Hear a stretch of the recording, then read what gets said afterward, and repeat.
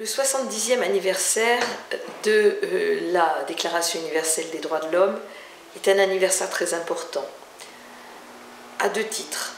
D'une part, nous vivons dans un monde où si la démocratie a progressé depuis la fin de la Deuxième Guerre mondiale, à certains égards et dans certains pays, elle a régressé. Et le nombre de démocraties, après avoir considérablement augmenté, tend aujourd'hui à régresser.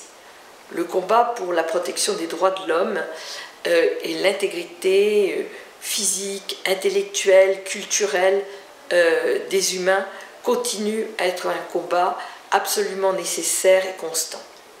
Et puis dans le même temps, l'humanité se trouve confrontée à des défis qu'elle n'a jamais rencontrés. La démographie, la réduction des ressources par être humain et de manière absolue, la question climatique, la disparition de la biodiversité, les questions croissantes liées à la santé environnementale font qu'aujourd'hui, c'est l'humanité elle-même et les espèces vivantes qui sont mises en cause par notre modèle de développement. L'humanité a une particularité par rapport aux espèces animales, même si les études actuelles montrent combien il y a de points communs entre les singes supérieurs et les humains. Cette particularité, c'est le sens de la responsabilité.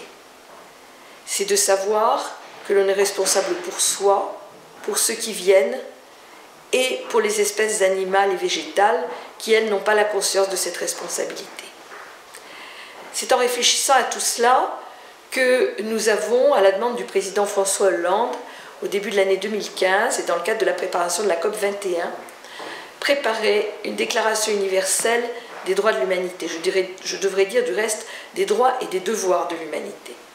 Ce texte simple qui comporte 4 principes, la responsabilité, la dignité de l'humanité qui comprend le droit au développement, l'équité intergénérationnelle et la pérennité de l'espèce humaine, débouche sur 6 droits et 6 devoirs qui ne concernent pas seulement l'environnement au sens large du terme, les ressources, le droit de vivre pour les humains et les espèces vivantes dans un environnement sain, mais qui s'intéressent également à la paix, à la gestion du progrès technologique, aux droits des générations futures.